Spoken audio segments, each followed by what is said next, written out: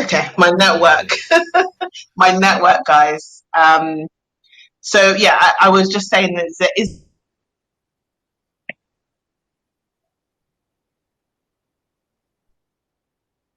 What about in the audience? Is there anyone in the audience that would like to ask any questions? Please come up. The hand raising is on. Okay, I think I'm back now. Sorry about that. Uh, Somebody was messing with my iPod, and I think it took the voice away. Okay, so I don't know what you guys heard last, but I was just trying to recap what he said, and I was going to ask if anybody has questions so we can round up. Yeah, I hope you can hear me now because last 3 minutes or so, I don't know what happened to my internet. Am I Yes, I audible? can hear you now. Okay, that's good. Yeah, I actually wanted to make a sort of contribution to buttress some of the points that the professor made, especially concerning how in order to actually sort of reawaken or sort of to undergo a sort of renaissance of a lot of this so-called Yoruba psyche that we've lost. It's important for us to understand that in order to actually do that, you need some sort of power, some sort of authority to actually do these things. And it's not possible when we complain about loss of values, loss of culture, our dying language, and all these things. It's because we do not have the power to enforce these values. We do not have the power to protect this language. We don't have, the constitutional authority to do a lot of these things. And this is why sovereignty is important for every ethnic nation, especially an ethnic nation that is as large and relevant as the Yoruba nation. You know, when you look at an ethnic group that is over 50 million people at home and numbering close to 100 million worldwide, it is a sad thing indeed that such an ethnic nation is subjected to being humiliated by not being able to have their own sovereignty, by not being able to control their own destiny. And the very obvious implication of that is that you would have a loss of values, you have a loss of culture, and ultimately a loss of the identity as a whole. It will come to a point where you have generations who do not even know what it means to be Yoruba, where Yoruba is just a tag, where it's just okay, I'm Yoruba because I guess my grandfather was Yoruba, but that's just what it means, or that's just where it ends. So the values are gone, the culture is gone. We have no knowledge of our history. I mean, even in Nigeria, I hear that history is no longer taught in secondary schools. It's not like when it was even taught, there was even anything relevant that were even really being taught. Because I remember when I was in secondary school, I did take some classes in history. It wasn't very relevant.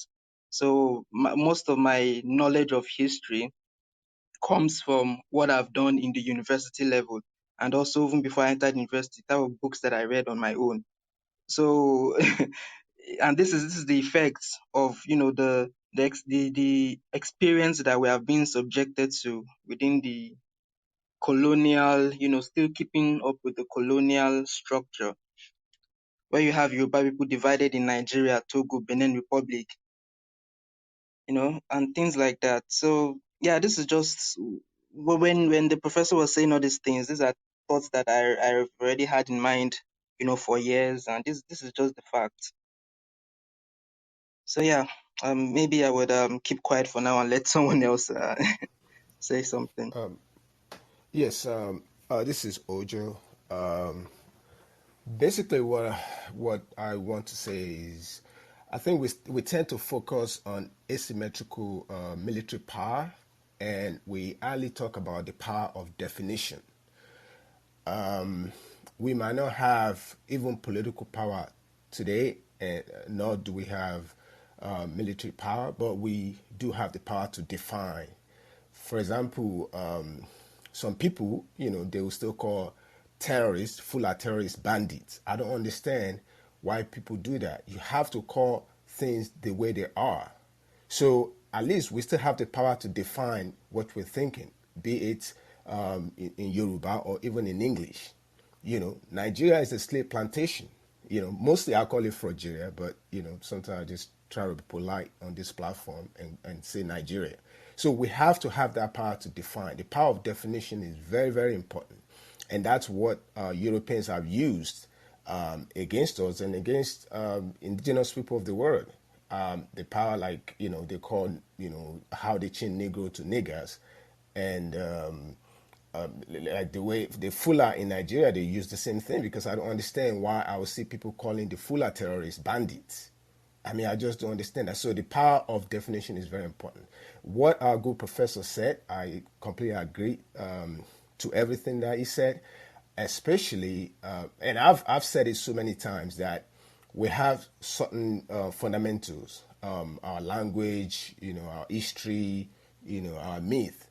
And being in Nigeria, Nigeria has taken these fundamentals away from us. So we have to, part of that relocation, I believe the term that he used, is to go back to our own space, which is what we are fighting for now, which is the Yoruba self-determination. It's very critical.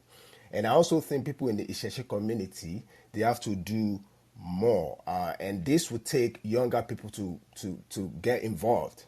Because the older people are more like, they don't want to offend anybody, pretty much. But if younger people get in there, they can inject their own passion, new ideologies and ideas into it. And then, because we can't just sit around and we tend to think that things will just happen spontaneously, and that is not how things work.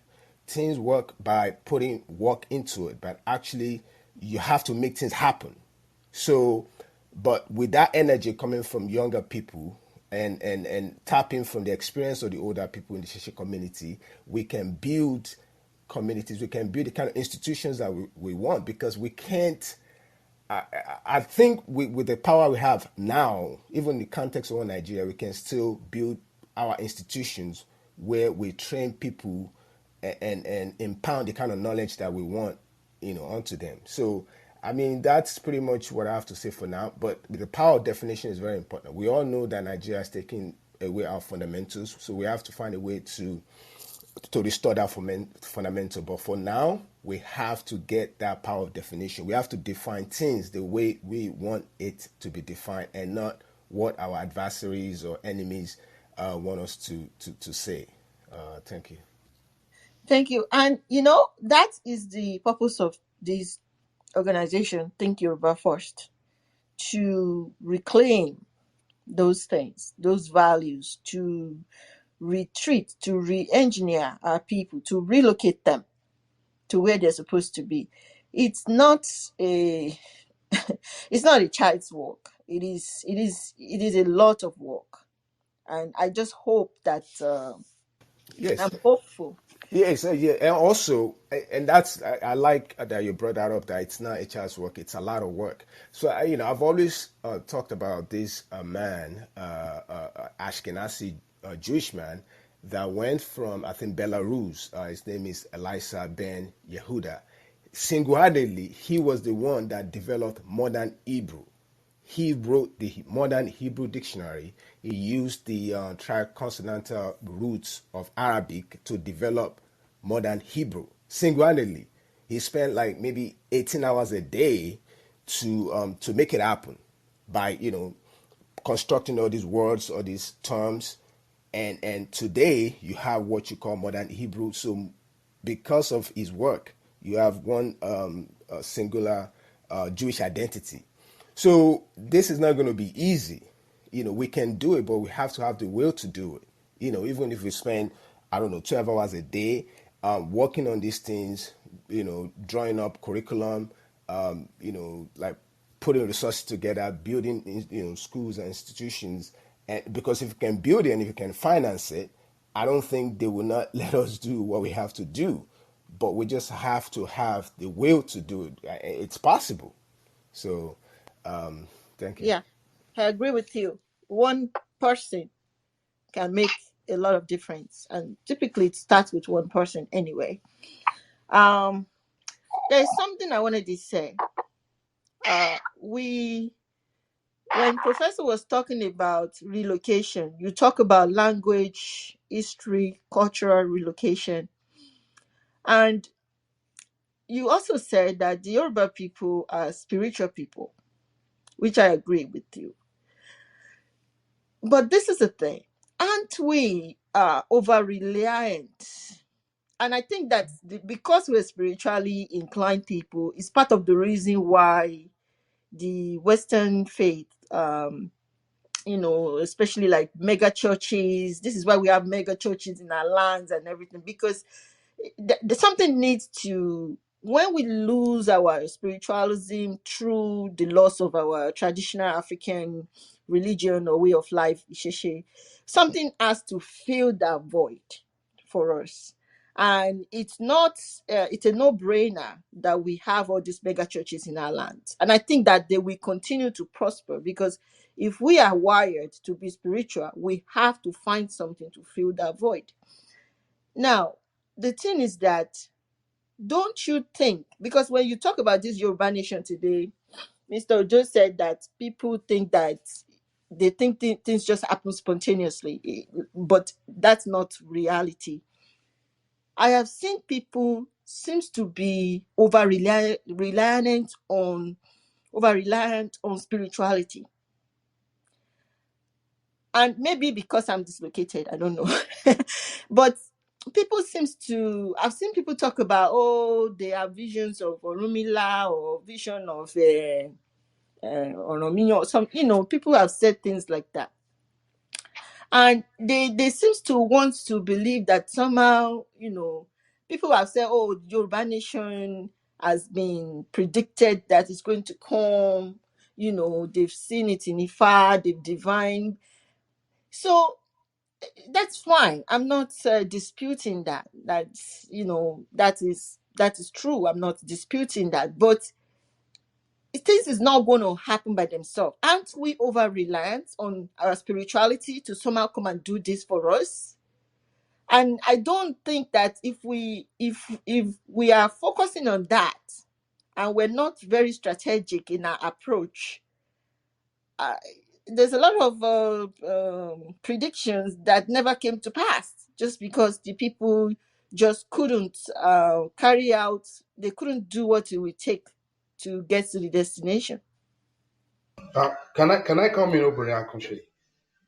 Yeah, Uh, hold on a minute. Let me ask the professor. Let him answer, then I'll let you go, Shungo. I didn't know. Professor, are you there? Yeah, okay. I heard what you said, but Yeah. you were saying something that comes to my mind. Maybe we have to operationalize the word spirituality and materialism, or spiritualism and materialism. What is spirituality? It's the ability, it's the innate tendency for us to live in harmony with nature, and everything has a value, not because of a material worth. That is, you will give space for animate or inanimate on the spirit of consubstantiation.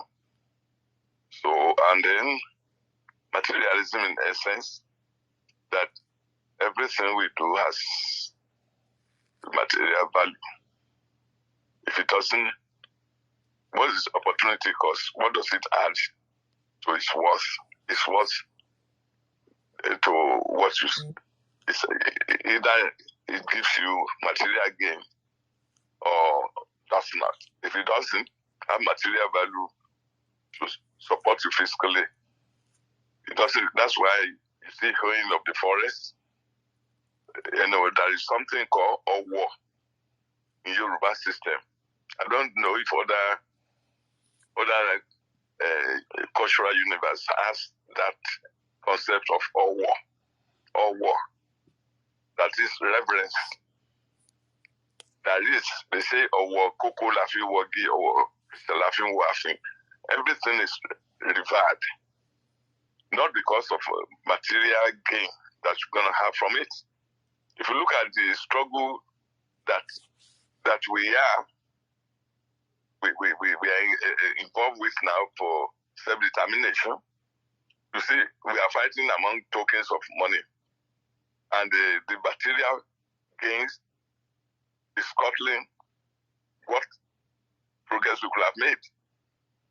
That's why you have to get bribery. You're going to get a bribe, either in position or money or property, for you to change your mind over things you say is going to benefit everybody.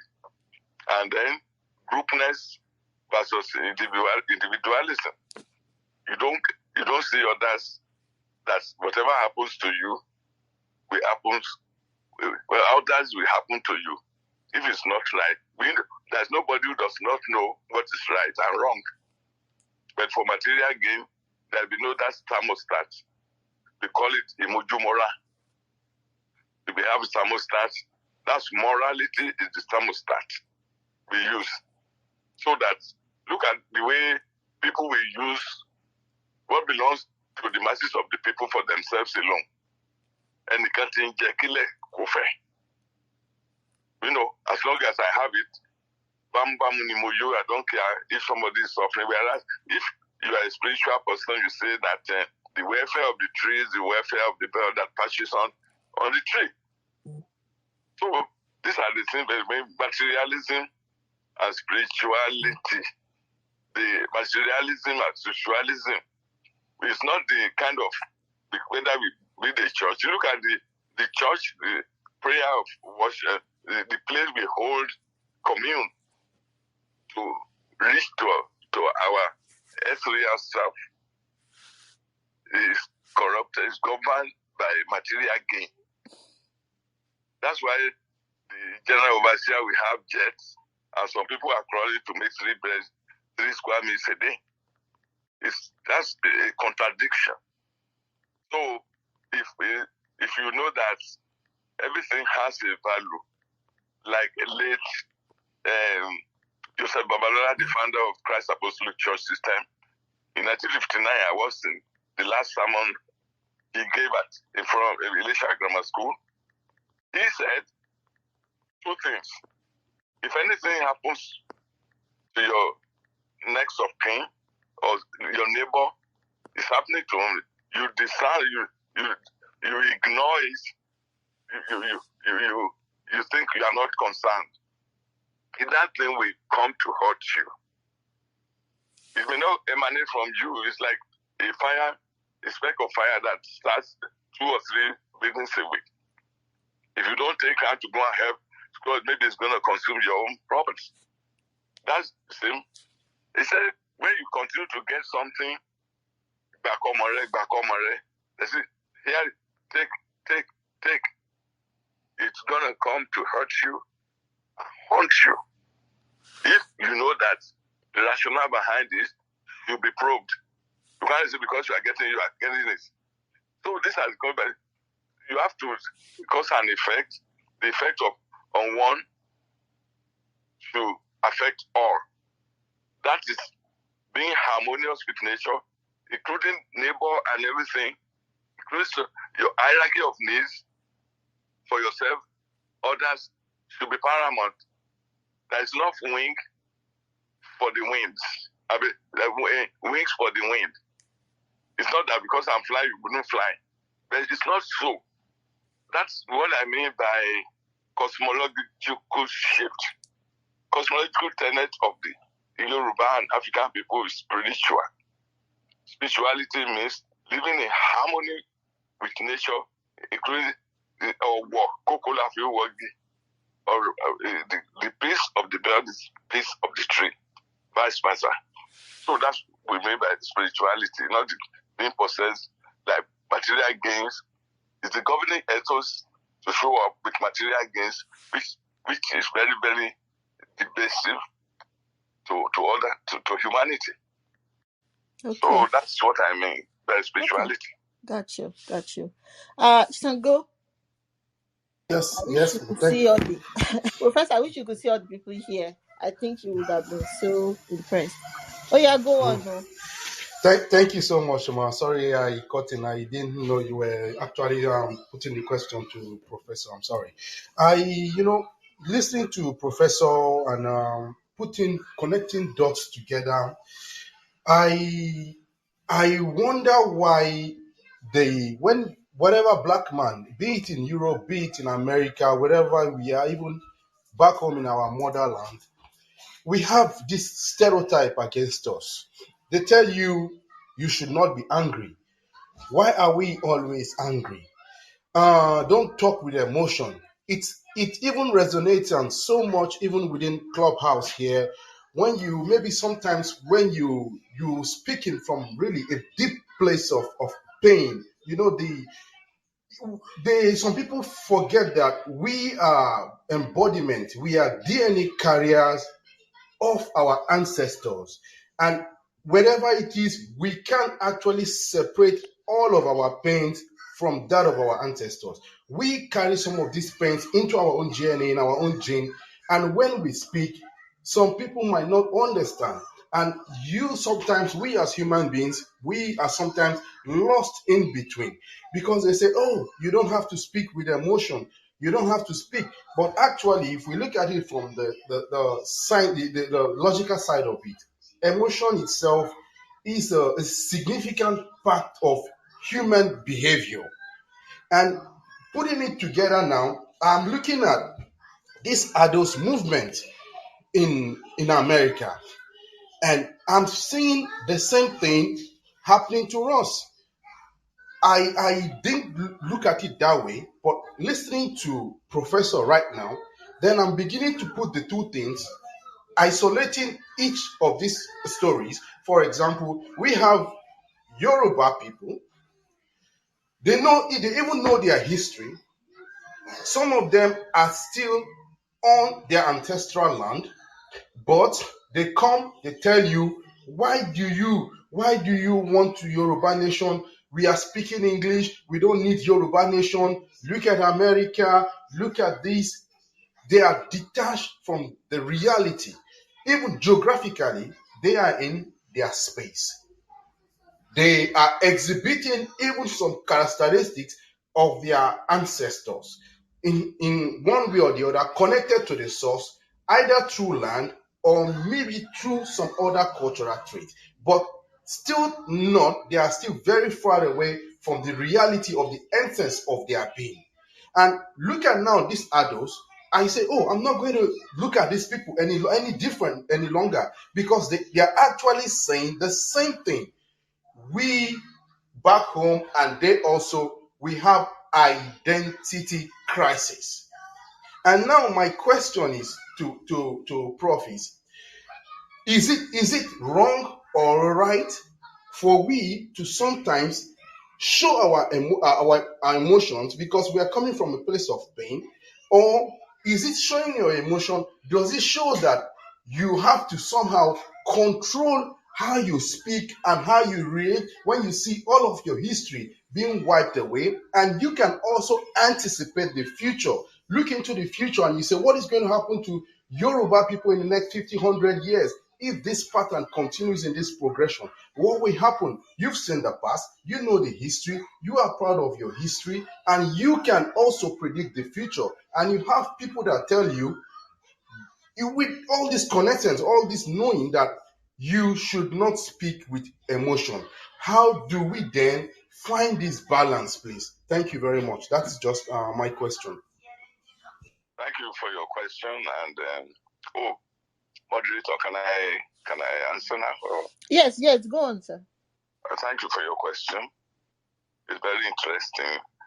When they say you shouldn't show your emotions, like admonishing.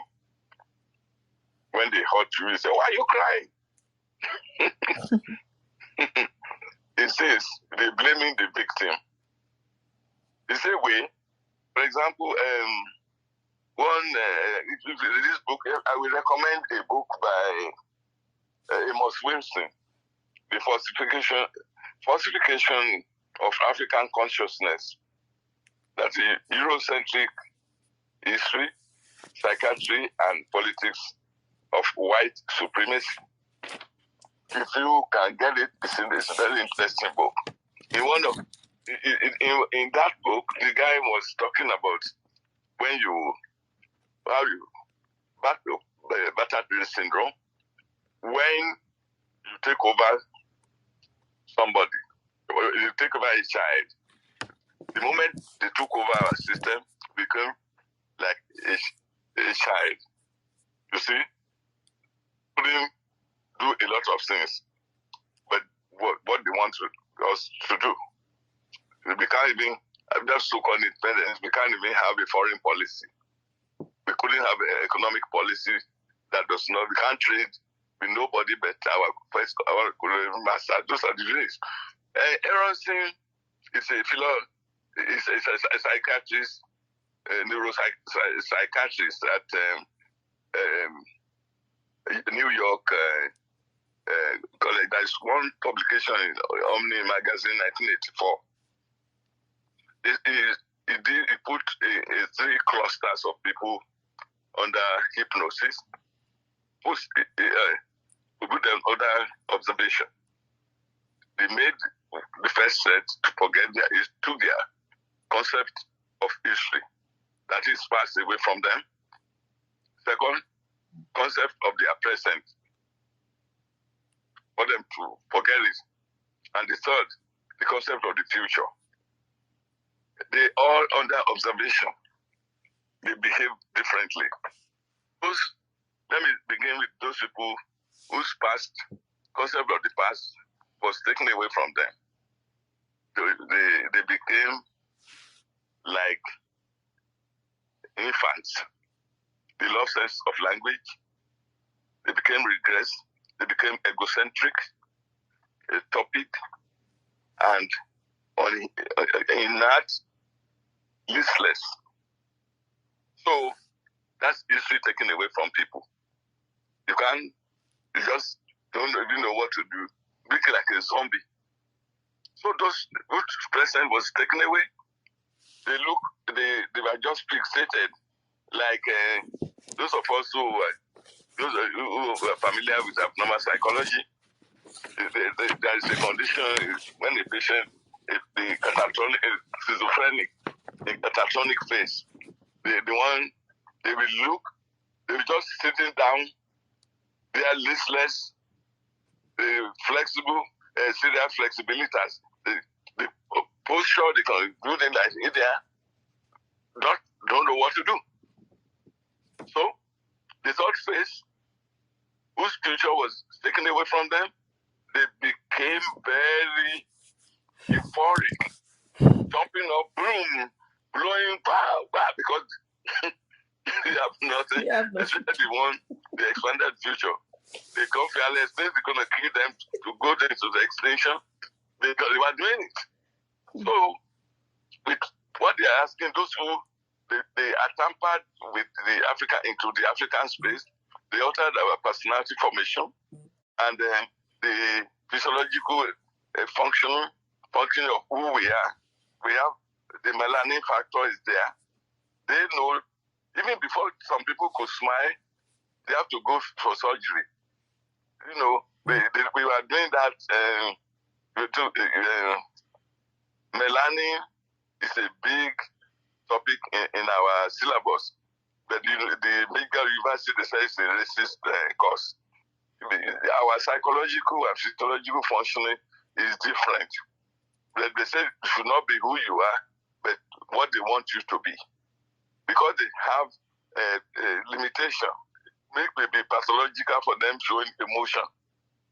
It is not normal when you see something which is emotional. And somebody, you see all those Western movies, somebody just kill 10 people. They will go as if nothing has happened.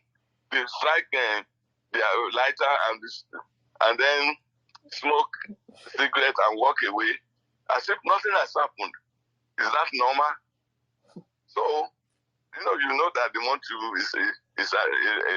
they just playing with you. Don't mind those people who say you shouldn't use your emotion. That's one of the reasons we have to get a course to psychological function to know who we are. If you know who you are, nobody can misdirect you. they said self-knowledge is the greatest of human knowledge, according to the sage in ancient Egyptian India.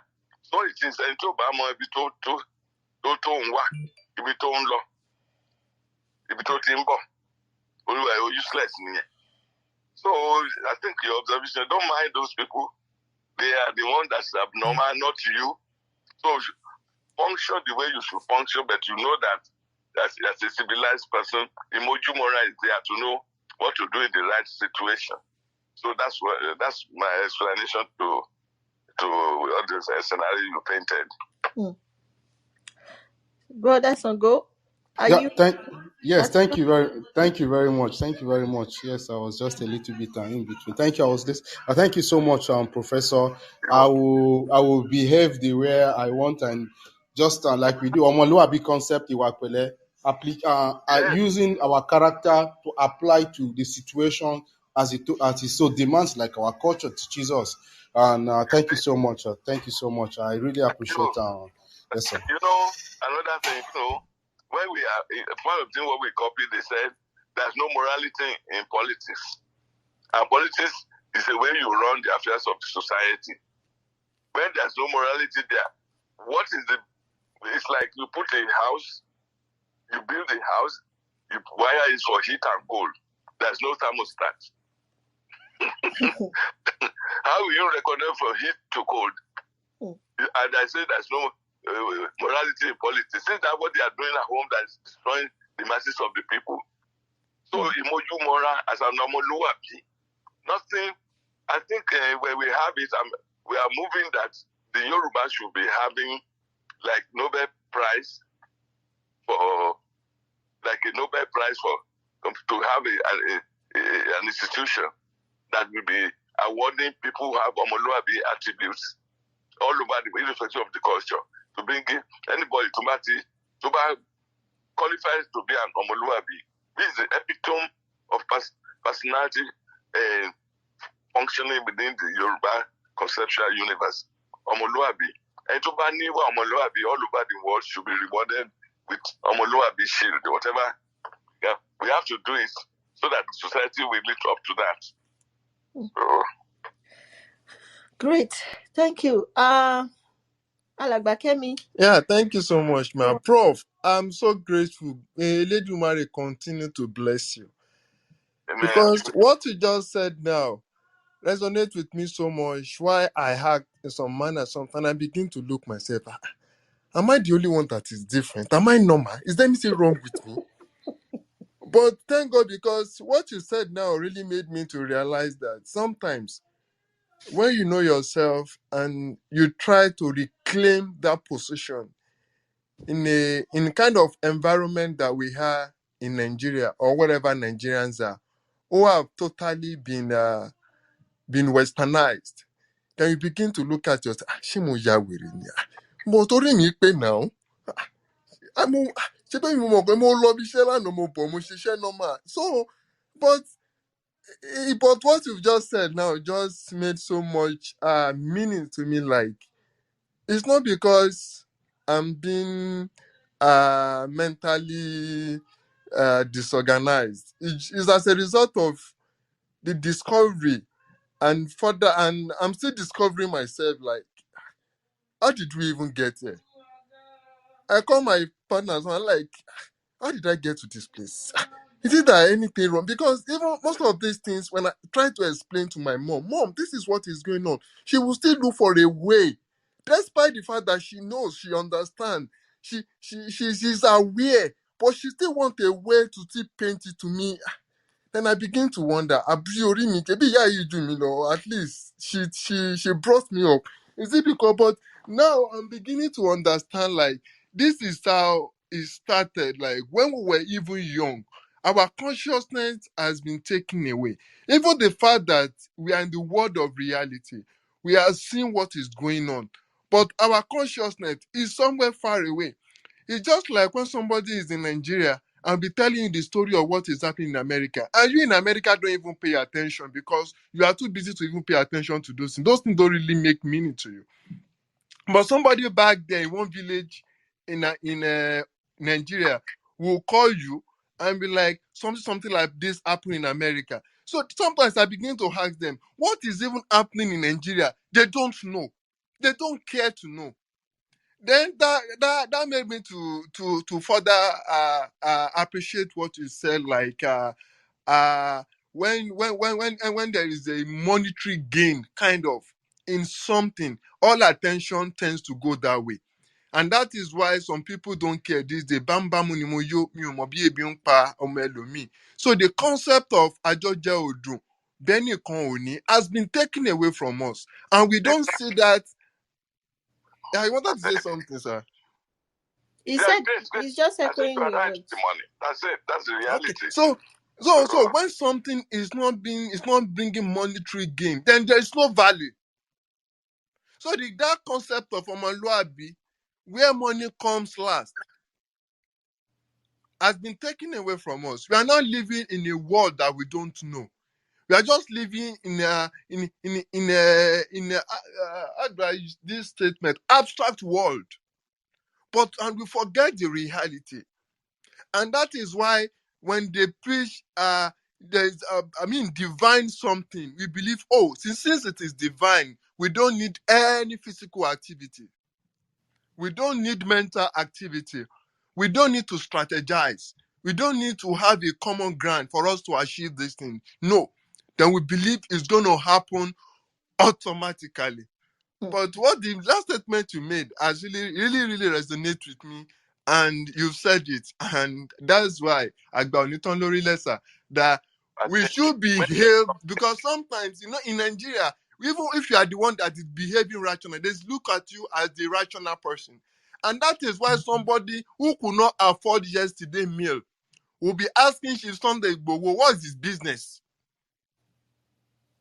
He did it last night, but he doesn't know. His consciousness has been taken away, far away from him.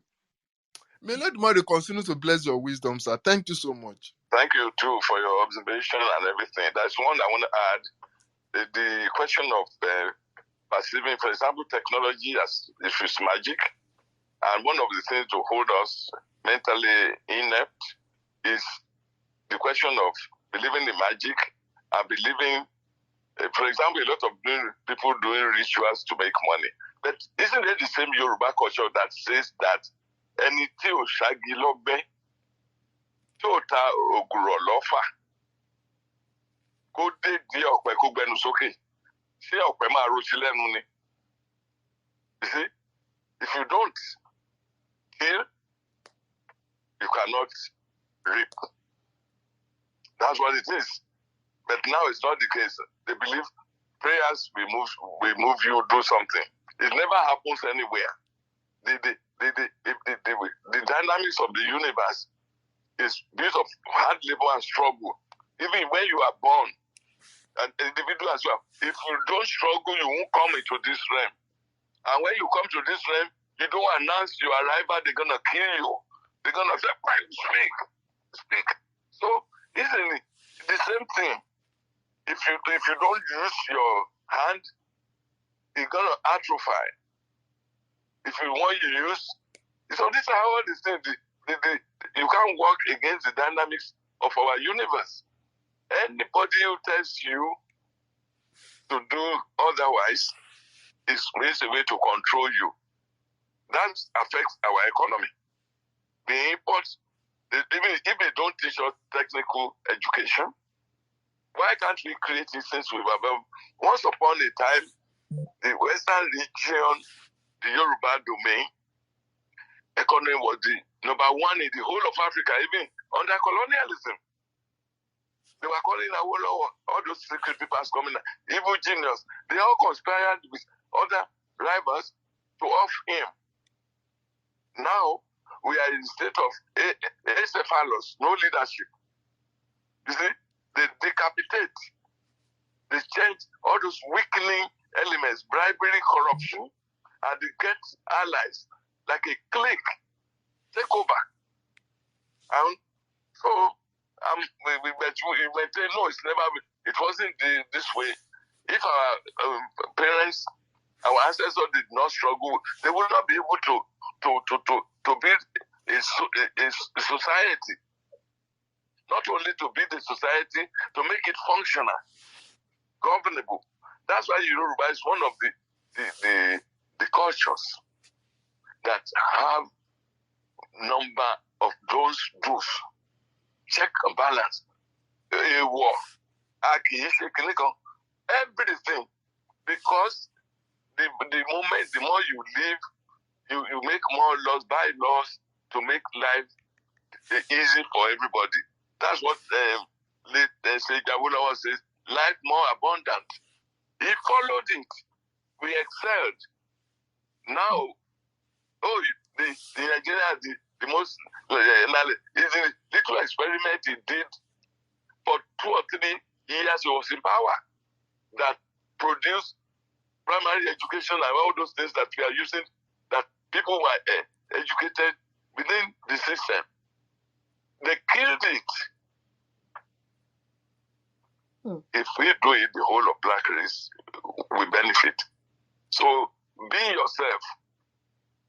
Be yourself.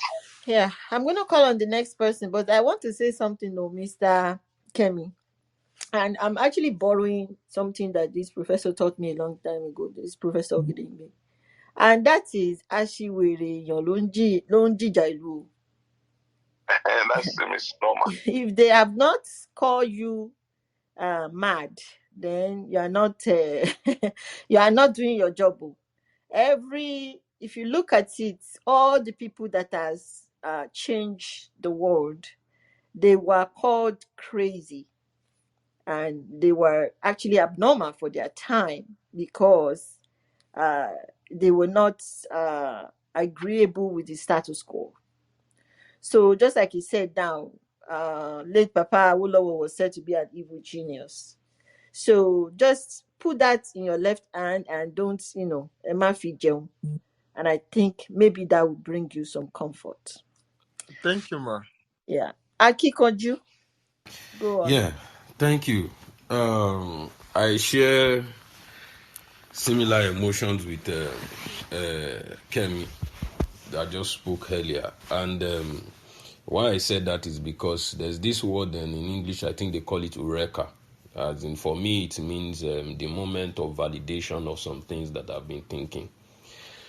And that has just happened to me right now listening to you, sir.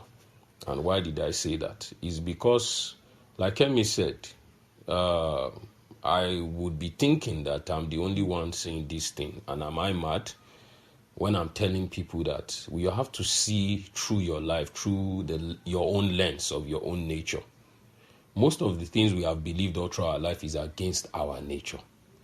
Even when I learned the word they call Ubuntu, when you say, I am because you are because we are. I now realize that Yoruba ti anything wagon, which is even also profound. When they say, ẹni tó ní ẹnìkan ò sí, òun pàápàá fúnra rẹ̀ ò sí, which is a very, very profound meaning to understand what you call love for another, true understanding that without another one's existence, you don't exist. So when I started researching and going through a lot of things, and realizing that there's a wealth of knowledge, understanding in the all affairs of education within our core principles, and I realized that what is happening. And that is when I started searching, and I got to realize that, this colonialism we just think is just a word has destroyed a whole lot of things. And why am I saying this? If we have people like you, sir, talking like this, then it means I'm sure that there's a lot of elderly people in the society that know these things. And it's a pity that people think that when people like us talk, we're born like this. We're born in this same society where a lot of things have changed. But what brought me back? It's curiosity, which is even the core principles of Ifa. You have to be curious. You have to learn to understand life is a thing of mystery, and you have to ask questions. The moment you don't ask questions, assume you are dead. You are a dead man. I have a quotation that I read earlier from Thomas Sankara, and I keep saying, like Obìnrin Akoshe just said, I don't care anybody who calls me madman, rude, egoistical, whatever terminology. I stand in the pride of what I understand. Is it not some few days ago that Oga Ojoy was here? As if it's not the same Ifa we are talking about. Abi, is it not inside the Ifa that Oga Ojo was talking about physics? Abi, what is the English? But Quantum physics. quantum physics. Nínú Ifá. Ó lágbára o. We have to think. We have to understand that there's a lot of things there. And also, I was here when you brought Baba Wande Akintola. Abimbola rather, sorry. And I remember two things that man said. I don't care any other thing he said. That if you want to know about the cricket, Iri, àti Aáyán, you will see it in Ifa. Is that not enough for you to understand that our fathers have done documentary? Tàṣẹ̀ṣẹ̀ ló ń ra data cable station láti wo documentary. Bí Ire àti Aáyán, we are now watching how lion is behaving and all those things on documentary. Which means our fathers have done that already. And we are not learning from them. Maybe they even have a profound way or a in-depth meaning that would speak to you from the concept of our language, that will make you even have more understanding than the way any other person will explain it to you.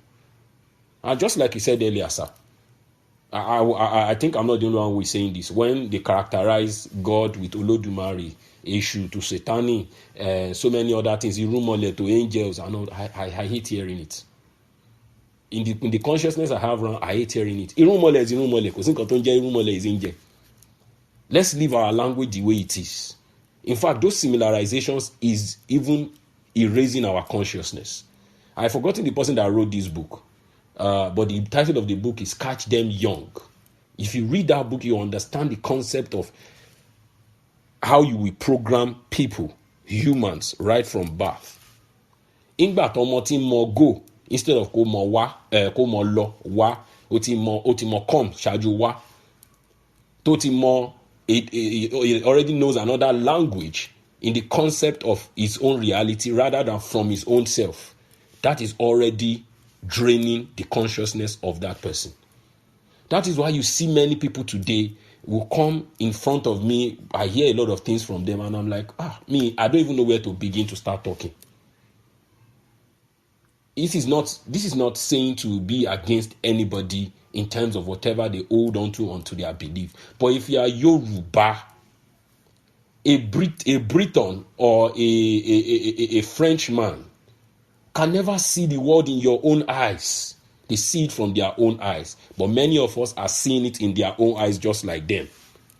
But we cannot proudly speak of our own reality of our own eyes. So I thank you, sir, and I wish that your age will continue to give wisdom as you have already been doing to many, and maybe there will be much awakening, because at this moment, like I said, hearing you talk, I can't speak much of the joy hearing that, okay, bóyá we are even thinking pé àwọn bàbá wa ẹ má bínú o, kò ń ṣe yín o, pé bóyá àwọn bàbá wa ò tiẹ̀ wọn ṣàkíyèsí àbí wọn ronú sí. But hearing you talk, and the likes of my own father to my biological father, I know that it's just that there's a lot of propagation that needs to be done in terms of the consciousness that we have to bring people back to and understand that there's richness in what we have. And we have something to build a nation, build a civilization, and build a proper consciousness that has checkmates to put everybody in order, not by a slave, all this chattel slave mentality, but in the right manner that everybody can be who they really need to be and experience the higher essence of their divinity. Thank you. You're welcome. And in addition, let me just add this. There is in those people, because we all are under the influence of the conquerors through colonialism and imperialism of culture. That's why some of these people, like what you are doing, are the same thing the African Americans and other radicals who created the Afrocentric school to do the paradigm shift. So in order to discriminate about to know the source of knowledge, anybody, I want us to challenge any authority if that want to say we're going to first ask ethically that what perspective do you anchor on what epistemological origin are you deriving the source of knowledge you want to impact on me? It's very, very important. Don't say that's what they say. We believe this is it. That's what Eurocentric taught us. And we all got everything in and we apply it, never worked for us. We say maybe something is wrong with us. We are inferior. And again, another caveat is, you remember Ebenezer Obey's song,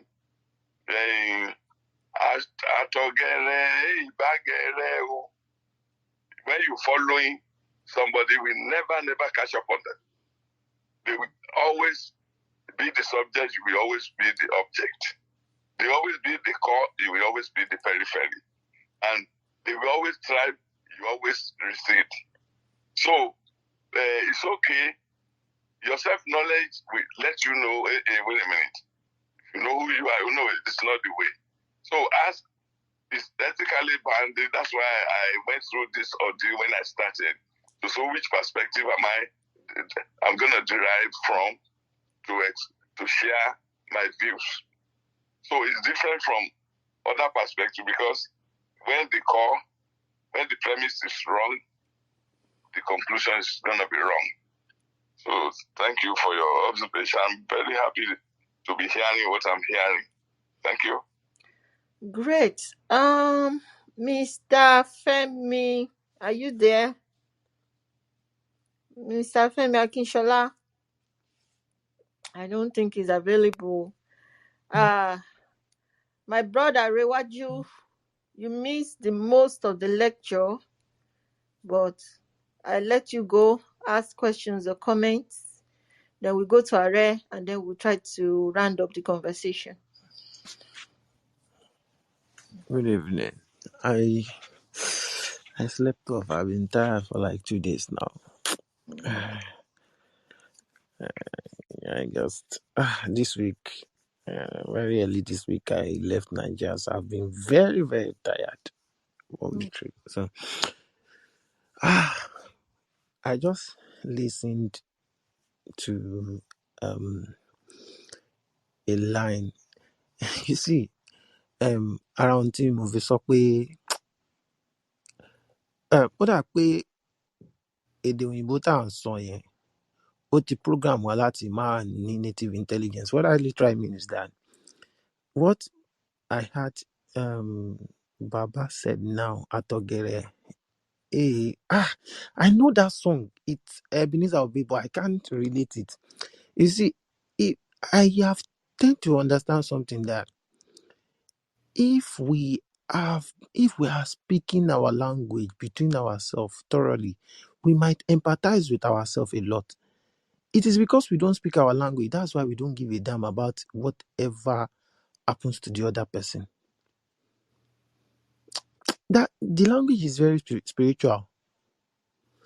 And today we were having a conversation somewhere, and somebody was trying to justify why giving out that Makati Peninsula out to Cameroon as defending the interests of Nigeria. I was just looking at the person as being foolish and stupid. Because if you have a land, can you give it out to somebody just because you want to? Let us continue to talk. I appreciate that line, that line. The person, you can never copy somebody and say you want to enforce yourself to be like the person. I used to tell Nigerians that they are plagiarized people. You know, when you want to write the paper, you don't paraphrase. You just go there. You just go and copy. You will fail. That's just it. That is the Nigerian. Yes. If you are right, you are a failure. That's just it. That is what I see in a Nigerianized person. Maybe not people like us that we are now speaking up so that our people would understand. But unfortunately, the larger population of of Yoruba people, they don't even understand the problem. They are just living the reality. And I pray when the whole casala bust, we won't be victim of wars because our people don't even know that there's a problem going on. So go in ó ṣe ni láàánú but inú mi dùn pé wọ́n tún fi òwe yẹn wọ́n fi ti ọ̀rọ̀ wọn. In fact, for that statement, I've not been in the room for a while. I got the picture of everything he said. May God bless Baba. God bless you. Thank you. Yeah. Okay. Let's go to Mr. Ojo wants to say something. Mr. Ojo. Oh yes. Basically, what I want to say is I've heard people talk about the Nigerians or Yoruba people are westernized. I don't believe Yoruba people are westernized. A Western man is a man that's conscious of his position in the world. But we are not westernized. We just have double consciousness. We live in a state of suspended animation where we are not Western, nor are we African. So we're trapped. You're too wicked, though. You're too wicked. So basically that's what we are. We're trapped. A Western man is a man that has a streak of self-preservation. A Western man is a man that wants to speak, their language. So a Western man is a man that doesn't want to be like anybody else but himself. So we have to really understand that. It's like when people say, "Oh, Nigeria is a capitalist country," I say, "What? A capitalist country that doesn't produce anything? A capitalist country that cannot even manage its profit center, its refineries? That's not a capitalist country. That's just a group of people that are engaged in reckless consumerism." So that's basically what and then also we need to keep producing literature. We need to keep producing content in the sense that if I'm able professor talked about ancient Egypt, people that understand ancient Egypt will understand that ancient Egypt was the light of the ancient world. It was the biggest civilization. It was the African classical civilization. But that civilization was destroyed in the pages of the Hebrew Bible. Why? Because the Hebrew, they wrote literature. When you go to the Egyptian literature, there was no evidence of Hebrew in Egypt, nor did they build any pyramids in Egypt. They were not enslaved in Egypt. But because they had that literature and they imposed that literature on our people, now our people recite the same garbage. If you go to any museum in the world, if they take the Egyptian section out of that museum, that would no longer be a museum because it's Egypt, it's the ancient world. They keep discovering stuff in Egypt. You can still see remnant of that civilization till today, but you can go to Palestine today and you see nothing. So that is how you can destroy people, just by having the power of definition and literature. So we have to keep producing literature in the Called modern age. narratives. Narratives, yes. We have to keep producing content. And now to cap it up, I'll quickly talk about what because the professor, I guess that's the essence of this topic, which is that the order in the evolution of knowledge. Knowledge starts from people's environment, and it's our environment that shapes our psychology. Our psychology shapes our ecology then in turn shapes our mythology, and our mythology shapes our epistemology and metaphysics, and those in turn shape our spiritual, moral, and natural philosophy, and those philosophies in turn shape our technology and science. So if we don't pay attention to our environment, everything else will be underdeveloped. So we'll have no identity and we have no place in the world. So that's just what I want to understand. Thank you for coming, my good professor. Thanks. And essentially, that's what the battered race is, I think. Oh, okay. The Professor Ogedengbe, we want to read this book. Please, you need to finish this body of work. It's going to go into some of this literature that Mr. Ojo is talking about. Are Kurumi, please go on. Thank you very much, sir. Ẹ káalẹ́ ẹ kú ojúmọ́ bàbá, ẹ káalẹ́ mi mọ Ṣé ẹ káàárọ̀ lè wà mí dáàdi? Ọ̀sán. Ẹ Awesome. káàárọ̀. Ẹ fùjọ́ mẹ́ta sá o. Ẹ pẹ́ fún wa o. Ẹ ṣé Olódùmarè á máa wà pẹ̀lú yín o. Olódùmarè á bá wa dì yín mú. Ẹ ṣé. There's something I also want to add, but I might want to make some clarifications about the submission of my brother Ojo. When we say Yoruba people are not Westerners. I agree, but Yoruba people are Westernized. We are Westernized, and when somebody is Westernized, is somebody that has been reprogrammed to function. It's like a bird that is meant to fly that is now hopping like a frog. It's like um it's like a monkey that is supposed to be arboreal, that's supposed to jump from one tree to the other, that is now swimming like a fish in the water. That is being westernized. Wọ́n ti gba Sátidé lọ́wọ́ wa, wọ́n ti gbé Sunday lé wa lọ́wọ́. We are living another people's life. That is being westernized. We are living in another person's world, another person's reality. We, in the Christian folks, if they want to pray, wọ́n ti gba ògo lọ́wọ́ wa, ayé aláyé là ń gbé. So we are a people that only have 6 packs, but in the real sense of it, we are not existing in the world.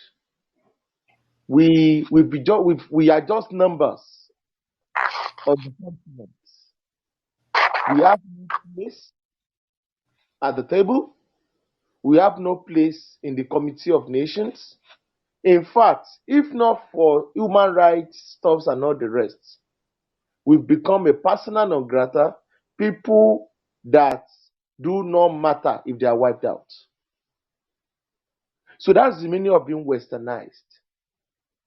And when we are westernized, that is why we become Anglophone Africans, Francophone Africans, Lusophone Africans, and Arabophone Africans, depending on where we find ourselves. The issue of saying we are Westerners, actually we are Westernized. People say, oh, people from the West, is due to our geopolitical location within the colonial contraption of Africa, within Nigeria. So we are located in the western part of Nigeria, southwestern part of Nigeria. And that's why I said stop calling Yoruba people are Westerners. No, the Yoruba people of Benin Republic are Easterners. The Yoruba people of Togo are also central. They are from the middle belt of Togo. So as we call Yorubas of Nigeria Westerners because of their geopolitical location within the Nigerian contraption, the Yorubas of Togo, because most of them are from the central part of Togo, they are middle beltans. And the Yorubas of Benin Republic are Easterners because of their geopolitical location. But when we say we are Westernized, we've lost our organic identity and we are not who we profess to be anymore. So my question is this, Prof. Because when I sit down and I try to do an holistic observation about the current situation that the Yoruba people have found ourselves. What are we going to do with the educated illiterates in our midst that are in their millions? People with MScs, people with PhDs, people with traditional titles but who continue to subjugate and corrode the Yoruba identity for a colonial identity. What are we going to do to them? People who believe that the Beninois colonial identity is superior to the Yoruba identity. People who believe that the Nigerian identity is superior to the Yoruba identity. People who believe that the Togolese identity is superior to the Yoruba identity. Some people who will come publicly and say that their Nigerian identity is more superior, more important than their organic Yoruba identity. How are we going to deal with these people? Because these people, what they are trying to do is tactically sign the extinction bill of the Yoruba people on the altar of one Nigeria. Are we still going to go via ideological revolution when handling these people, or doing the necessary, everything necessary to make sure that these people do not destroy us? Because like every other ethnic nationalities that has gone into extinction, the Yoruba people is at the verge of being extinct, of going into extinction. I don't want to hold the mic too long, because currently as I said, we've been westernized, and right within Nigeria, we are currently being feudalized, and right within Nigeria, we are currently being Nigerianized and further Fulanized. So all sorts of nizations are going on on the Yoruba people. So we are messed up internally, spiritually, externally, economically, politically, in every means necessary. And that is why the Yorubas of Brazil, those who survived slavery, even understand self-preservation than those who continue to do Owambe every Saturday and Sunday, but do not know the reason for their existence. So thank you, Professor. These are my questions and my little submission. Thank you very much for the lecture, sir. My dear brother, that was well thought, and you really contributed immensely. In a simple way, I think it's going to be a group effort to do all these things. The bottom is the core, CORE, controls the periphery. Since our core has been tempered with, that's why we are witnessing all those series of clusters you identified. The bottom line is self-knowledge. On what's the anvil on which you forge the concept of self-knowledge? It has to do with your history, to know where you're coming from. It has to do with the awareness of where you are. And then what becomes of your extended self? It means it has embedded in three cardinal factors. Your language is still well okay. Your psyche is it okay? And your history, are you aware of it? They all gonna combine together to enhance your survival thrust as a people. This is what you are doing is on the right to the money, because group is like what our believers in Russellite, I call the Russellite Jehovah Witnesses. I studied them for a period, because I will submit myself. How are these people doing it? As it means, if we can borrow a leaf from them, they will have what they want you to believe. They will borrow a line from the Bible based on the theme of when they want to talk to you. That line within a context, it may not agree with the theme of where he's picking it from, but to support what he wants you to support. And they are very persistent resilient. They break down information to the pieces. When you say go, they will drop track in your at your doorstep. We have to employ every possible means to go and relocate us.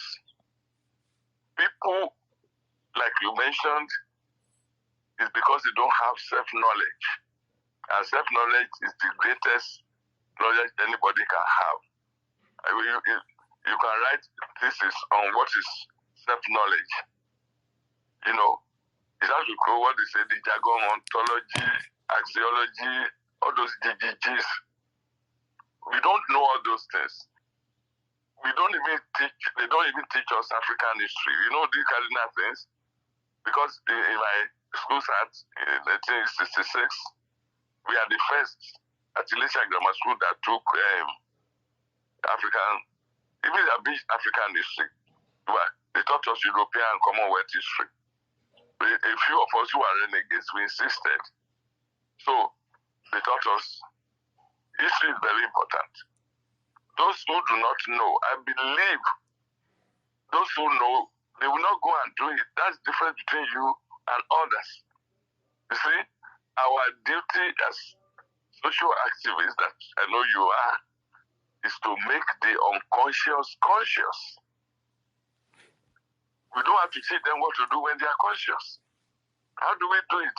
The information you're taking and the example you are setting and retracing power to be persistent and resilient. We alter it. We didn't get there one generation. If we take a work towards the next generation, those who are here, you can only appeal to the secondary. You can't change the core of their belief. But they will bend to the trend. But it takes activism to do so. And I know it's possible. There are examples in human history that this thing happened. Even if you don't do this, that's one of the mistakes. I'm glad you mentioned the classical African civilization of ancient Egypt. You see, when the Asiatic and the Hellenic forces took over, they were menacing the Kemetic system. Ancient Egypt, Thutmose III, the father of Amenhotep VIII, this is Akhenaten, that the Western people were creating, that they introduced monotheism into the Egyptian system. The man rooted all this, even up to Syria. He conquered everything before he died. You know what? Because he didn't start his vanguard from home. His son that inherited reversed everything he did. Even took his name off the record because he was living in contrast. He was the one who decided to, he didn't rely on the institutions of ancient Egypt. He employed mercenaries and he promoted him, say, he's the spiritual leader, Amon-Ra and everything. So, to work to the mind of people, we do it scientifically to enhance the self-knowledge. And then, even if they know that, when they are doing something wrong, they will know they are doing. Now they don't even know it. Then we will intensify the kind of information we pass to the next generation. If you take activism to do so, so I really, I'm on your side, and you are on the right path. What you are doing, you brainstorm, you move forward. From self-knowledge is the first step. Thank you. Okay. Somebody wants to come up and ask question. Okay. Oh, nah. Thank you, my sister. She wanted to. We met in a room when we first mentioned this battered race syndrome. Even though you didn't really do a lot of justice to this today, because I think you're trying to narrow it to Yoruba Nation. Do you have any question now before we round up? Yes, I mean, I'm really curious and very interested in and looking forward to reading your book, hopefully very soon. And I have quite a lot that I would love to share with. There's not enough time, obviously. I wanted to know, are you? I know that I'm wondering. My first question is your book going to be Yoruba centered, or is it just going to look at the continent as a whole? Shh. Sorry, my kids in the back. As a whole. So this is the first question. The second, because you hadn't mentioned it before. I've been listening, I think, for the most part. Um, the second question I had was also, are you, when you're talking about this battered race syndrome, are you given concrete examples of perhaps traumatic experiences that I mean, it's hard to say if it's African centered or Yoruba centered. But anyways, for instance, if you're looking at like the African psyche, like, are you gonna give concrete situations of trauma that somehow influences who we have become today? So this is like something I'm really wondering about, because I always think, and I've never found it research or not enough to make sense of, for instance, the Stockholm syndrome. I truly, deeply believe Africans are in a deep state of Stockholm syndrome. If I'm also from Philly, I grew up in Derby, so hey, dude, I'm really excited to hear that you're from Temple. You're at Temple. So I'm just thinking of having lived in America, growing up in America, and knowing the African American experience and trauma, and how much of it can be attributed to a lot of things, dysfunctionality in their society, in their communities. Especially, I studied at Howard University, so I got to hear a lot of that. And I think I've never found the resource of Africa. So for instance, even if you look at like the indigenous Americans, like the Native Americans, if you know of the Trail of Tears was documented because I believe the Cherokee people were had become Christians, and they somehow they could document everything and write it in English and file reports against the military rangers and all of the rangers and everybody who partook in the Trail of Tears. And this also, this is something that's very concrete to the Native American experience of how they were moved from their lands, and all sorts of traumatic things that they've been through. And all of this trauma is very well documented in America, that people can hold on to their trauma, they can gratify it and say, because so for instance, there's another research from a woman who, why Black parents are not able to congratulate or praise their children. So if you say, oh, you have a really intelligent child, it's this child is, he's so stubborn, you don't know him from home. But this is they have been able to track it through slavery, where if a white person, like an owner, a master, or somebody told an enslaved person, wow, your son is really good and he's very obedient, the mother's of immediately thinking you're going to sell him. So she then goes into, no, this stubborn, he's such an idiot, he can't even crack a nut with a stone, you don't talk about him like that. And as a response, and this is very much, this was like a study that was done with schools, where parents who had like really successful children could not actually acknowledge it publicly, especially when they were told or praised. And so all of this, as a sociologist, I know a lot of these research and things, and how trauma affects you. And so I'm just wondering, how much of it are we going to get in your book? Because there is not enough resource for Africans to truly understand our colonial trauma. and even I think what would be interesting is also the invention of tradition. The book, it's called The Invention of Tradition, and there's a chapter, it's only 40 pages, by Terence Ranger, and he talks about, like, the invention of tradition in colonial Africa, and how much of it really shapes the fake traditions we think we have now. So, when colonial schools were set up in place, because we have to talk about the schooling system, and the schooling system is what really does the best damage to our psyche. And I know there were other commenters who were talking about our consciousness, that really kills consciousness in Africans. And so I'm wondering, like, what juices are you going to give us in this book? Because I I don't know, and if you can even share resources of what social scientists or psychologists, or right, African social scientists and psychologists who have studied colonialism and are producing work on the colonial trauma. I know that I cannot cite this, but I know that in Kenya, for instance, when they signed their agreement their for independence, one of the very strong points is that colonialism ends. You don't discuss it. You don't go back into it. You don't look into it. I know this is also a big rhetoric for Nkrumah, that, Africa today, Africa now, colonialism is in the past. We don't talk. We don't go back. And Africa has still not yet decolonized, but we're very much trapped still in our colonial state of mind. So, needless to say, there's just so much and so much to talk. And I know that somebody was talking about Ubuntu, and I would love to send me a message, whoever made the comment about Ubuntu, because I have some other information for you about the roots of it and how actually Europeans have whitewashed it and used it against us, because this is what their job for the anthropologist was to do.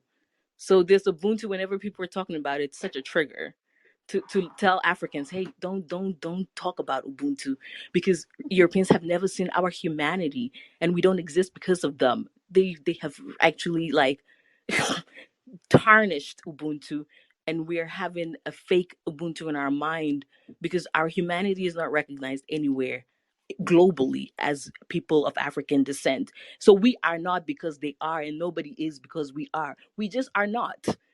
And again, the professor, you nailed it really when you're saying we're not well. Like, there's nothing well about Africans. Like, the level of the dehumanization we experience globally, whether in America, Europe, Asia, you name, anywhere, it really is a Battered syndrome that in more people, especially psychologists and sociologists who are African centered, should be writing on. And so I think it's really exciting to, I'm sorry, I just rumbled, but it's really exciting to know that there's somebody doing the work. And maybe I'll come and visit you in Philly the next time I'm around. I'm hoping to come in September. So if you're around, I'd love to stop by your office. Okay, Yeah, Professor, thank off you. you go. You said you still on topic. First question is it's a phenomenon. You see, you don't need to reinvent the wheels. I did comparative studies. I said battered white syndrome.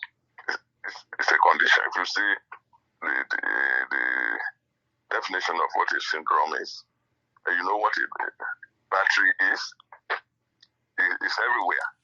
Pervasive in human history. But in order to understand, I observed when I read that. By the way, I want to say I'm a registered nurse before I came to the psychiatric nurse. I did it in a neuropsychiatric hospital in Nigeria. It's number one in Africa. We do the African approach to psychiatry. So I observe all those things clinically. You see, one thing that is lapsing that people don't talk about is, especially Eurocentrism, is individualism. Unless the people with the ethnographic school, the ethnologists, the branch of the anthropologists, they were doing group-oriented thing. Yet, it doesn't go well with the mainstream. You see, if what happened to a group, how come we didn't say battered group syndrome? What happened to a group of people they put under incarceration, but they pick up on things? Look at the period of cartel enslavement. You see, they generalized stereotype, but when it comes to having a solution, individual, they pick up on individual. The contradiction of what they stated when the United States status for independence, they cannot relate that with what happens to people under incarceration, under slavocratic system. You know, they use their science, their religion to maintain that. You know, even they're going to call it a psychiatrist to if anybody wants to escape from enslavement camp, then they're going to call it a doctor. You know, part of the funny diagnosis. They said that he has hebetude of mind. This aesthesia Ethiopica is they pray because he inherited that from in those days they call everything in Africa Ethiopia. So they believe that no, how can you want to escape from? They give you food, they give you everything. They say this man is a human being, so therefore they have to find a way. What will he recommend the doctor? A psychiatrist will be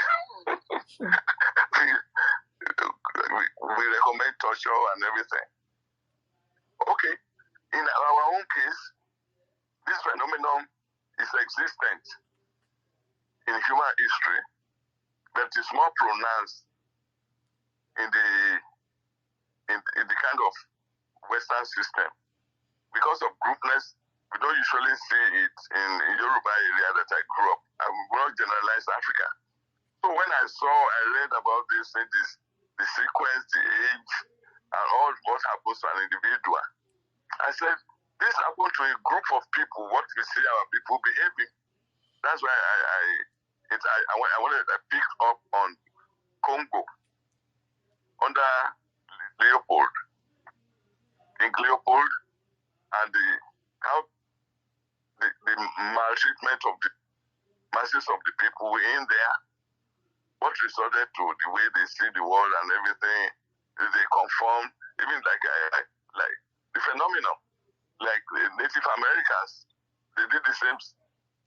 The Cherokee, they absorbed the Western ways. They even changed their language. They converted to Christianity.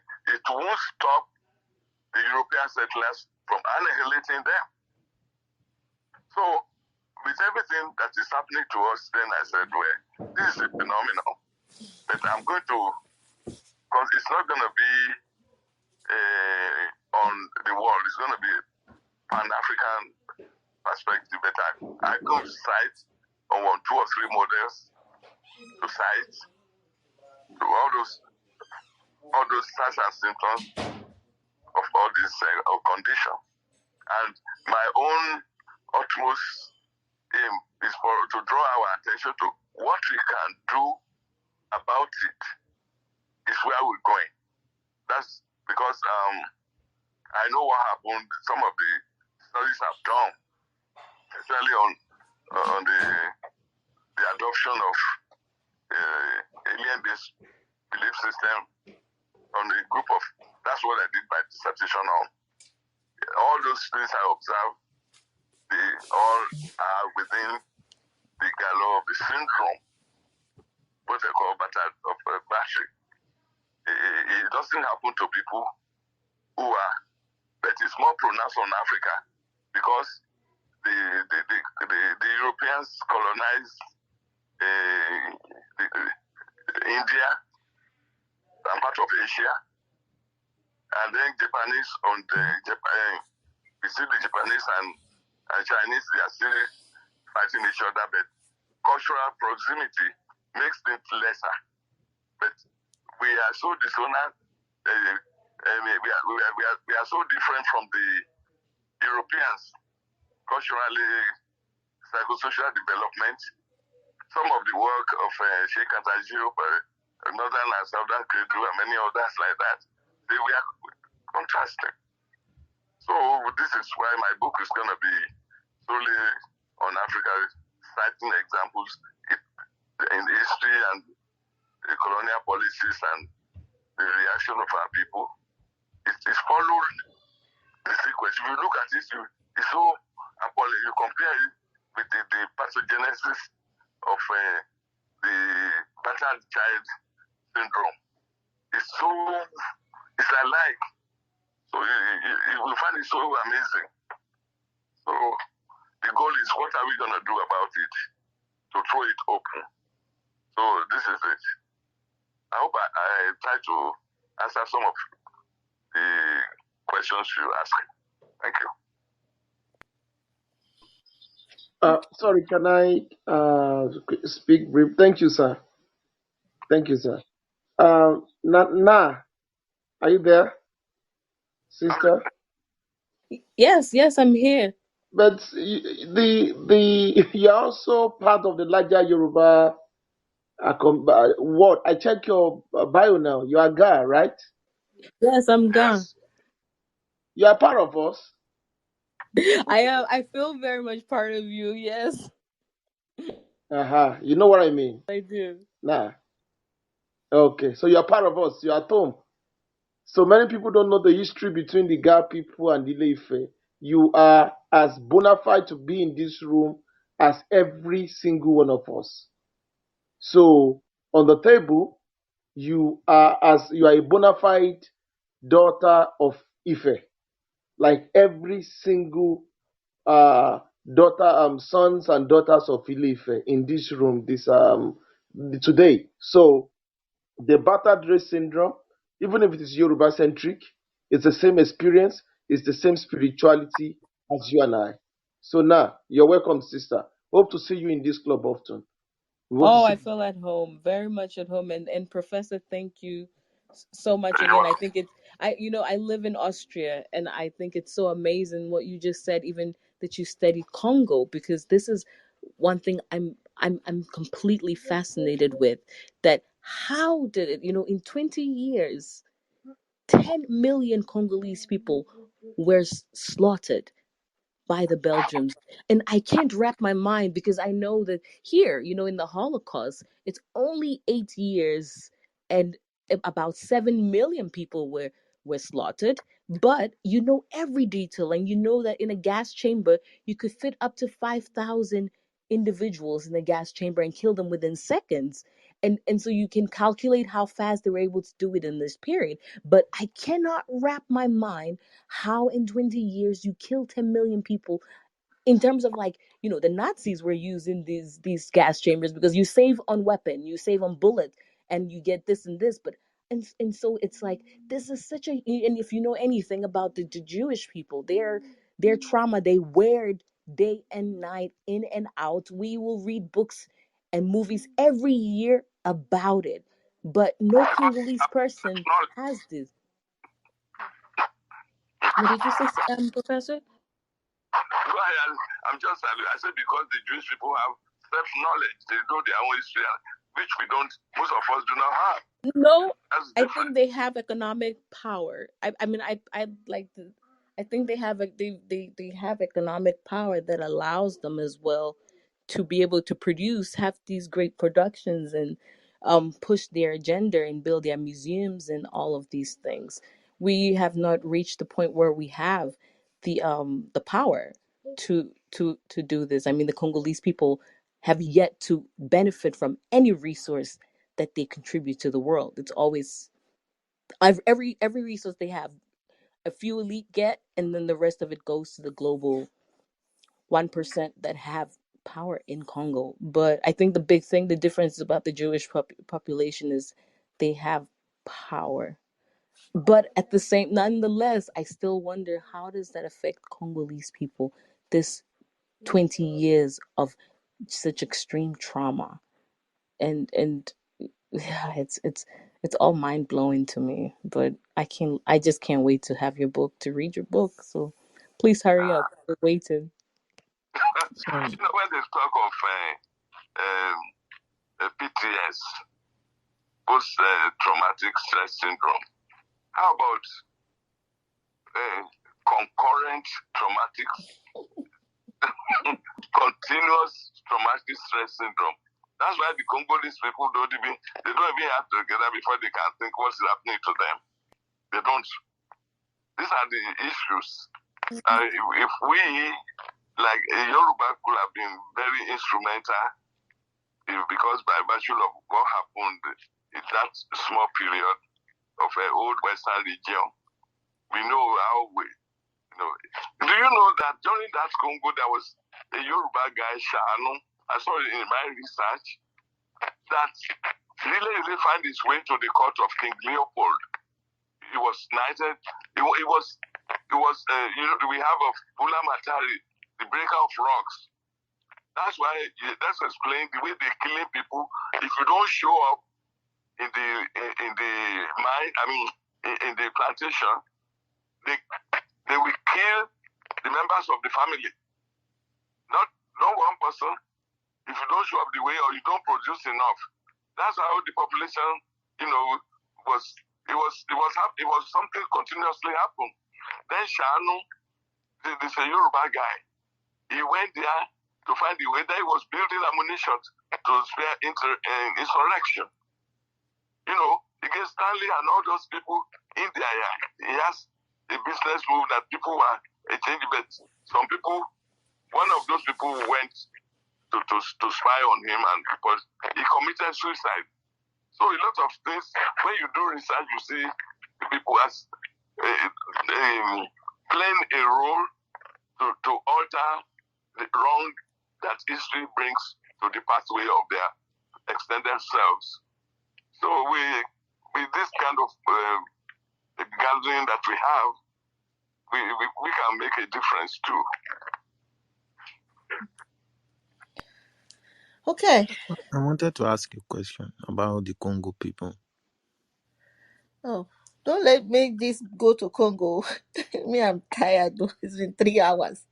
Okay, let's make it quick, Olariwaju. I actually wanted to ask because I have noticed, because I stay in Germany and Belgium is not far away from here, and I noticed that most of the black people there, they are Congolese and they don't even care.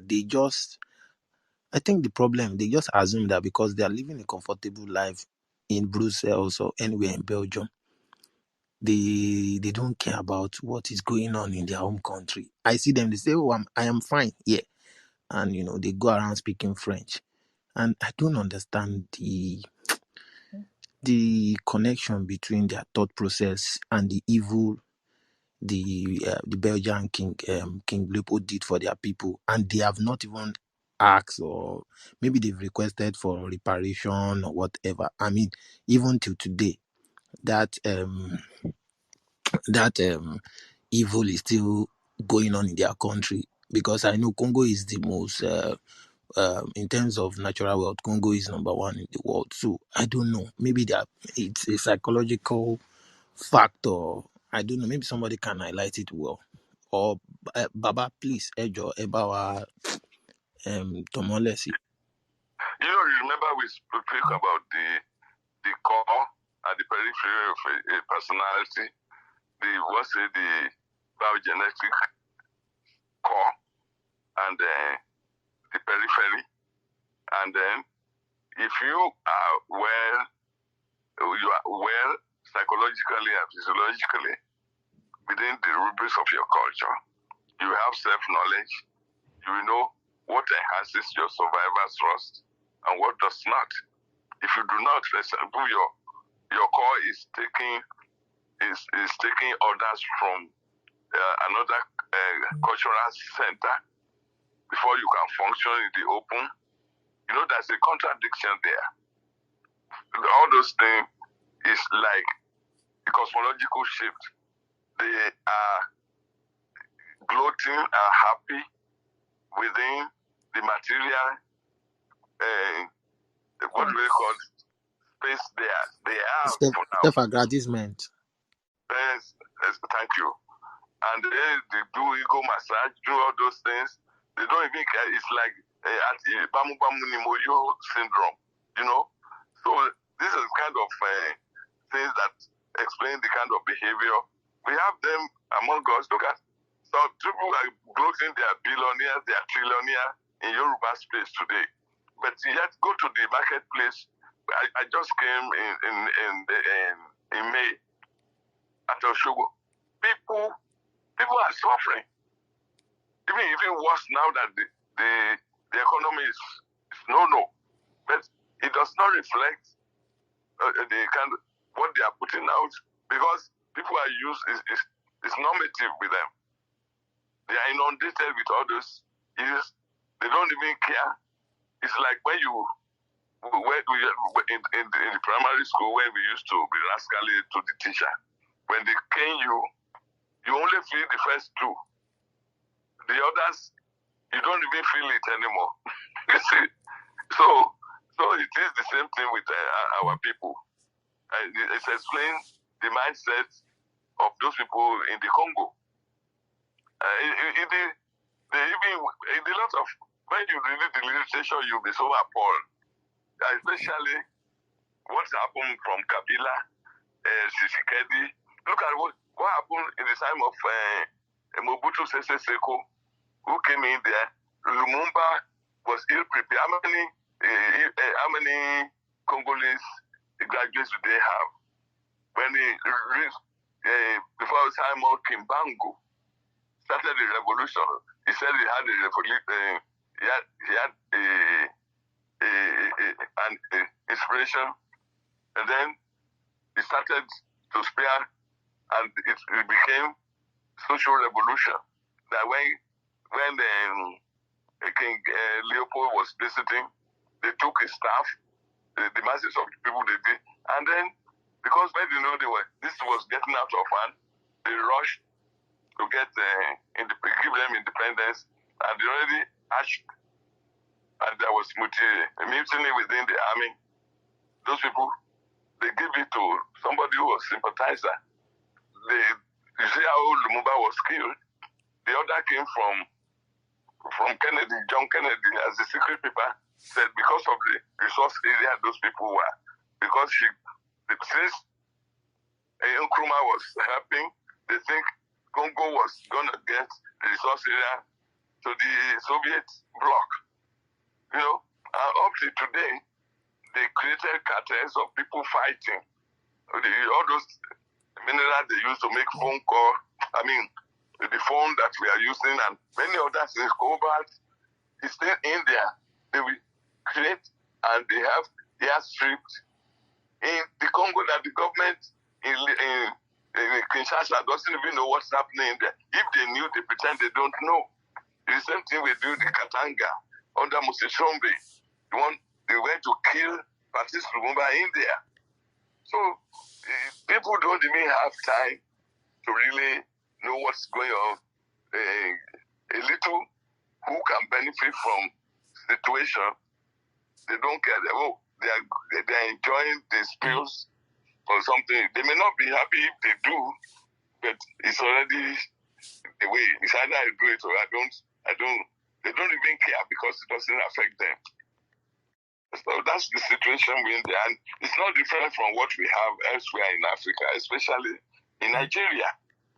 So, but I still want to say that self-knowledge is the bottom line. And then if we are able to get control our space, politically, economically, and socially, we can be able to take care of self and extended self. Thank you very much, Dr. Ogedengbe. Unfortunately, people, I'm sorry, I have a meeting I have to go attend to right now. And I actually told Dr. Ogedengbe it was going to be 2 hours. It's been 3. And I know that you guys enjoyed the session. And you can promise now to come back and put him on the spot. And we can field more questions. As you can see, Professor Ogedengbe is an intellectual. And I think I've known him for a long time ago, and I don't know any topic that you want to bring that is not going to be able to do justice to. So I will try to get him back here on on the issue of self-determination, of course, which is our goal here. But I'm sorry, we have to end the session abruptly. I apologize for that. So, Mark, can you please help me do like a closing, please? Can I say something before we do that? Okay, sir. I am very grateful for allowing me to share my views, and I'm very proud to hear that somebody is doing what you are doing. It gives us hope.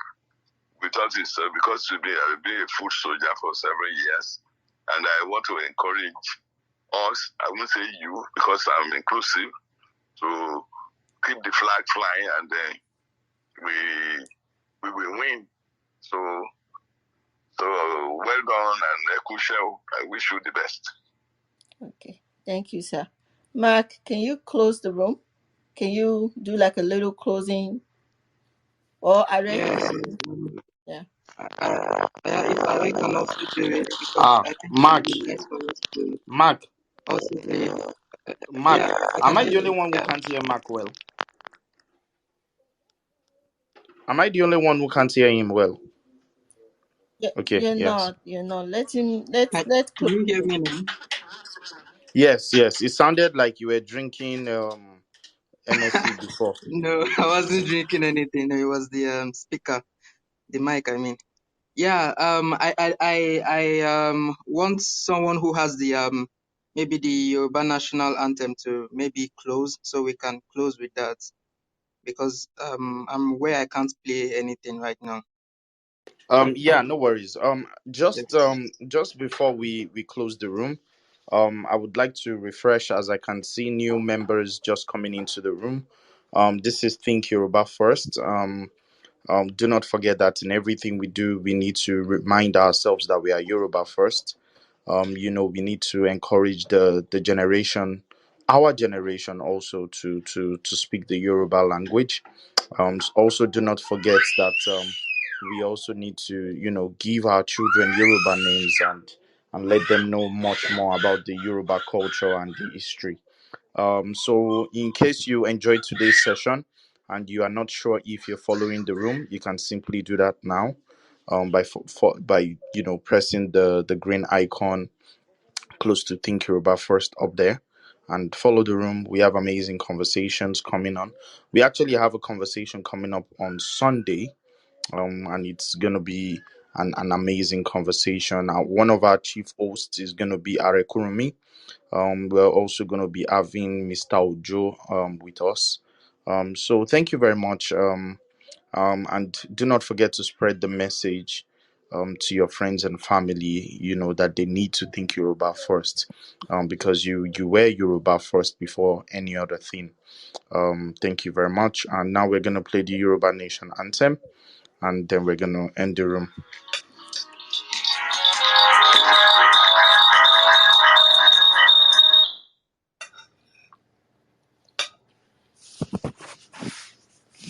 Agbo.